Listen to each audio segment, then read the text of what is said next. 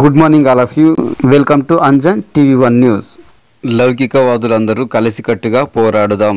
United JAC Andhra Pradesh Anantapuram జిల్లా కేంద్రం నందు దేశంలో జరుగుతున్న అనేక పరిణామాలకు లౌకికవాదం ప్రశ్నార్థకంగా మారిందని యునైటెడ్ జేఏసీ ఆధ్వర్యంలో పెద్ద ఎత్తున అనంతపురం నగరంలోని డాక్టర్ బిఆర్ అంబేద్కర్ విగ్రహం వద్ద యునైటెడ్ జేఏసీ నాయకులు పిలుపునివ్వడం జరిగింది. మాదిగ రిజర్వేషన్ పోరాట సమితి ఈ రోజున విలేకరుల సమావేశం నిర్వహించడంలో మా ముఖ్య ఉద్దేశం, గత 2 రోజుల క్రితం ముఖ్యమంత్రి నారా చంద్రబాబు నాయుడు గారిని కలిసి ఎస్సీ రిజర్వేషన్ల వర్గీకరణలో రోస్టర్లో మాదిగలకి 6, మాలలకి 8 ఇవ్వడాన్ని మాదిగ సమాజం మొత్తం అసంతృప్తిగా ఉందని, మాదిగలకు సమానం చేసి సమన్యాయం చేయమని, సవరణ చేయమని ముఖ్యమంత్రి నారా చంద్రబాబు నాయుడు గారిని కలిసి ఏపీ ఎంఆర్పిఎస్గా ఆయన దృష్టిలో ఈ విషయాన్ని పెట్టడం అనేది జరిగింది. అందుకు చంద్రబాబు నాయుడు గారు వర్గీకరణ పక్షాన నిలబడి మాదిగల్ని 2 కళ్ళుగా భావించి సమన్యాయం చేస్తాడని ఆశించినా మాకు ఆ ప్రయోజనం మిగలకుండా పోయింది. ఎందుకనంటే గత 30 ఏళ్ళుగా ఈ ఉద్యమాన్ని మేము ప్రారంభించి అనేక సందర్భాల్లో చంద్రబాబు నాయుడు గారిని కలిసి మాదిగల వినతులు, విజ్ఞప్తులు ప్రతి సందర్భంలోనూ అణువణువున నారా చంద్రబాబు నాయుడు గారికి ఆంధ్రప్రదేశ్లో మాదిగలకు జరుగుతున్న అన్యాయం తెలిసిన విషయమే కదా. గతంలో వర్గీకరణ చేసింది ఆయనే, ఇప్పుడు చేయబోయేది కూడా ఆయనే.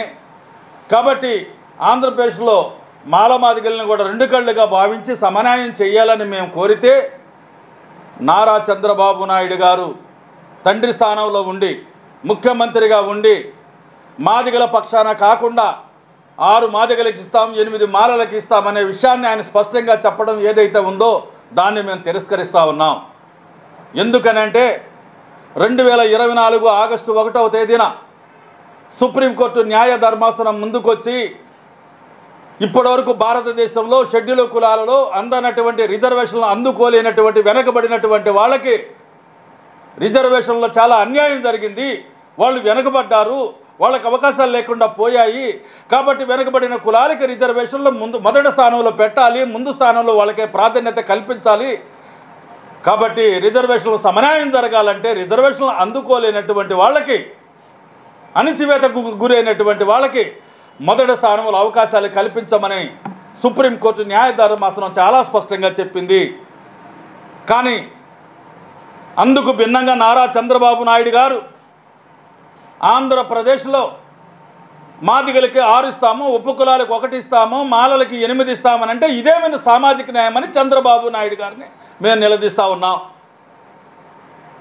ఈ రోజున ఆర్థికంగా, రాజకీయంగా, సామాజికంగా అన్ని రంగాలలో అభివృద్ధి చెందినటువంటి మాలలకి మొదటి అవకాశం ఇస్తే 30 ఏళ్ళుగా పోరాటం చేసిన మాదిగల పరిస్థితి ఏమిటి అని చంద్రబాబు నాయుడు గారిని నిలదీస్తున్నాం.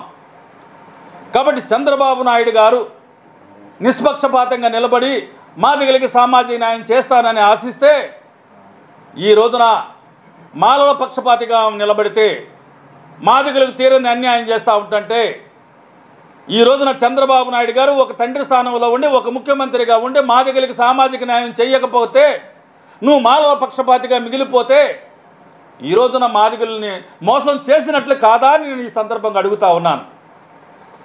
అంతేకాదు,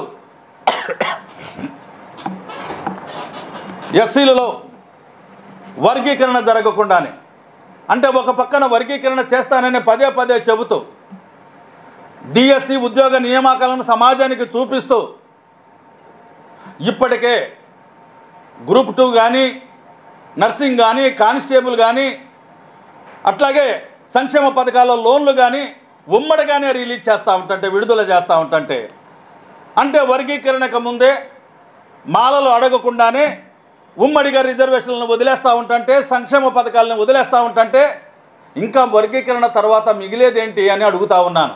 అంటే విద్యా అవకాశాల్లో కానీ, ఉద్యోగ అవకాశాల్లో కానీ, సంక్షేమ అవకాశాల్లో కానీ ఇవాళ ఉమ్మడిగా వదిలేస్తూ ఉంటుంటే ఇదేమి వర్గీకరణ చేయటం, ఎక్కడ నువ్వు వర్గీకరణ చేసినట్లు అవుతుంది, మాదిగలకు సామాజిక న్యాయం ఎక్కడ చేసినట్లు అవుతుందని చంద్రబాబు నాయుడు గారిని ఈ సందర్భంగా మేము ప్రశ్నిస్తూ ఉన్నాం. అంటే ఒకనాడు ఎస్సీ వర్గీకరణ విషయంలో చాలా స్పష్టంగా చంద్రబాబు నాయుడు గారు చేస్తానని నమ్మి ఓట్లేసి అధికారంలోకి రావడానికి పదే పదే అనేక సందర్భాల్లో ఆయనకు అండగా మేము నిలబడితే ఈ రోజున 6 మాదిగలకు ఇచ్చి 8 మాలలకు ఇస్తానంటే ఇదేమి రోస్టర్ విధానం? ఇది తెలంగాణలో లేదే, ఇది కర్ణాటకలో లేదే, ఇది ఇప్పటికీ ఏ రాష్ట్రంలో కూడా రోస్టర్ సిస్టంలో మరి అంటే వాళ్ళని ముందు తీసుకొచ్చి పెట్టి, అంటే ఆర్థికంగా బలపడినటువంటి కులాలని ముందుకు తీసుకొచ్చి పెట్టడం ఏ రాష్ట్రంలోనూ జరగలేదే.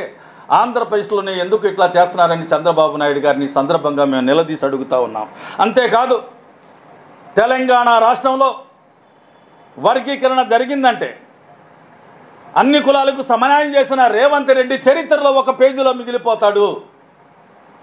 కానీ ఆంధ్రప్రదేశ్లో నారా చంద్రబాబు నాయుడు గారిని మాదిగలు నమ్ముకోవడమే కాదు 59 కులాలకు సమన్యాయం చేస్తాడని మేము ఆశిస్తే మాదిగలకు తీరని అన్యాయం చేసిన చంద్రబాబు నాయుడు గారు చరిత్రహీనుడిగా మిగిలిపోయే అవకాశం లేకపోలేదని కూడా ఈ సందర్భంగా మేము తెలియజేస్తూ ఉన్నాం.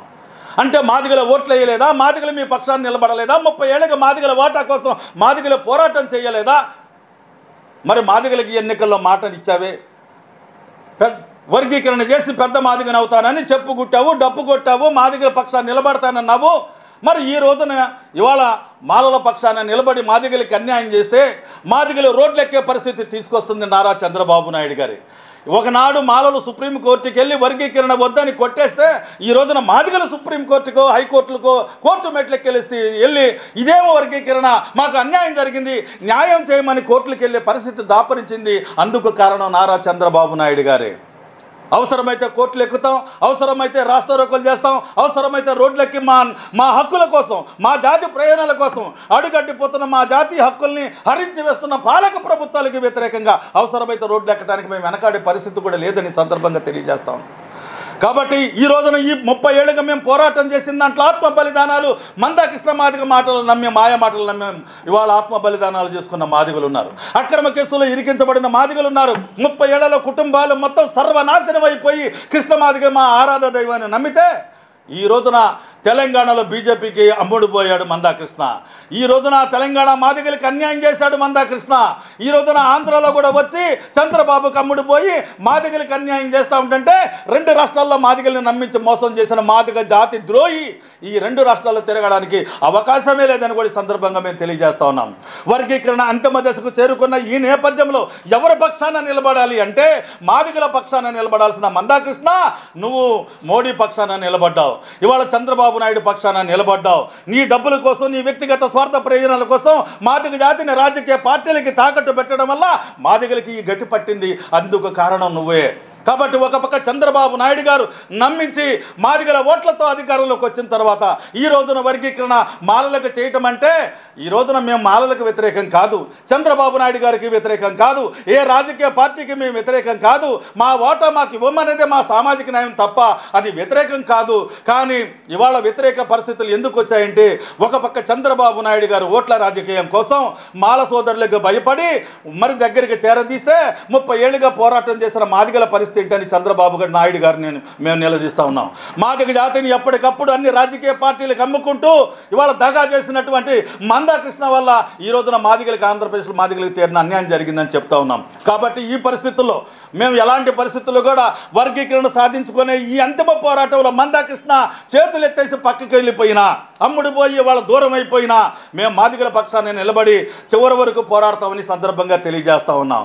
అందుకు రౌండ్ టేబుల్ సమావేశం, నెల్లూరులో రౌండ్ టేబుల్ సమావేశం, విశాఖపట్నంలో రౌండ్ టేబుల్ సమావేశం, అనంతరం అమరావతిలో కూడా రౌండ్ టేబుల్ సమావేశాన్ని నిర్వహించే విషయంలో మాదిగ సంఘాలు మొత్తాన్ని ఐక్యం చేస్తాం, మేధావులను ఐక్యం చేస్తాం, ఉద్యోగులను, మహిళలను, విద్యార్థులను మొత్తాన్ని ఐక్యం చేసి ఈ రాష్ట్ర ప్రభుత్వం మాదిగలు చేస్తున్న అన్యాయం పైన అందరినీ సంఘటితపరిచి చైతన్యవంతులు చేసి భవిష్యత్తులో ఒక కార్యాచరణ ప్రకటిస్తామని సందర్భంగా తెలియజేస్తున్నాం. ఆర్డినెన్స్ రాబోతున్న ఈ సమయంలో మాదిగలకి సామాజిక న్యాయం చేయకుంటే మాదిగలు ఖచ్చితంగా రాష్ట్ర వ్యాప్తంగా ఆందోళనకు దిగుతారని మేము హెచ్చరిస్తా ఉన్నాం. ఆ పరిస్థితి రాకముందే అయ్యా చంద్రబాబు నాయుడు గారు మేము మాదిగలకే చేయమని మేము అడగట్లేదు, 59 కులాలకు సమన్యాయం చేయమంటున్నా. నేను ఒక్కటే అన్నాను, ఆంధ్రప్రదేశ్లో మాదిగలు తక్కువని మీరు మాట్లాడటం అత్యంత బాధాకరం మీతో మాట్లాడినప్పుడు. కానీ నేను అంటున్నాను, ఇంతకుముందు ABCD చేశారు, ఎస్ రామచంద్రరాజు కమిషన్ వేశారు. మరి ఆర్డినెన్స్ తీసుకొచ్చినప్పుడు గతంలో రాష్ట్రపతి ఆర్డినెన్స్ తీసుకొచ్చినప్పుడు ABCD చేశారు. ఇవాళ డీలో ఉన్నటువంటి ఆది ఆంధ్ర మాల, ఆది ఆంధ్ర మాదిగ, మరి ద్రవిడ మాదిగల్ని వీళ్ళందరినీ కూడా మాదిగల్లో ఉన్న ప్రత్యేక కులాలను తీసుకొచ్చి డీలేపేసి Cలో కలిపితే మరి మాలలు ఎక్కువగా కనబడకుండా ఎట్లా ఉంటారు? కాబట్టి మీరు మాలల ప్రయోజనం రక్షించడం కోసమే ఈ రోజున డీలో తీసేసి Cలోకి తీసుకొచ్చారు. Cలోకి తీసుకొచ్చిన తర్వాత మాలలను ఎక్కువ చూపించి మాదిగలకు అన్యాయం చేయాలనే దురుద్దేశంతోనే మీరు ఈ రోజున మాదిగలకు 6 కేటాయించి మాలలకు 8 కేటాయించి మాదిగల మధ్య వైరుధ్యానికి మీరే కారణమవుతున్నారని సందర్భంగా నేను తెలియజేస్తూ, ఆ పరిస్థితిని ఇప్పటికైనా పునరాలోచించి మాదిగలు మీకు అండగా నిలబడిన మాదిగలకి మోసం చేయకుండా సమన్యాయం చేయమని సందర్భంగా కోరుతా ఉన్నా. నేను విజ్ఞప్తి చేస్తున్నా. ఖచ్చితంగా ఇవాళ మేము అవసరమైతే కోర్టులకు ఎక్కుతాం, రోడ్ల మీదకి వస్తాం, రౌండ్ టేబుల్ సమావేశాలు నిర్వహిస్తాం. అప్పటికీ మీరు పునరాలోచించకపోతే రాష్ట్రంలో మాదిగలు తాడోపేడు రాష్ట్ర ప్రభుత్వం మీద తేల్చుకుంటారు. ఎట్లా మీరు గద్దెనెక్కించిన మాదిగలే గద్దె దిప్పడం కూడా తెలుసని కూడా ఈ సందర్భంగా నేను తెలియజేస్తా ఉన్నాను.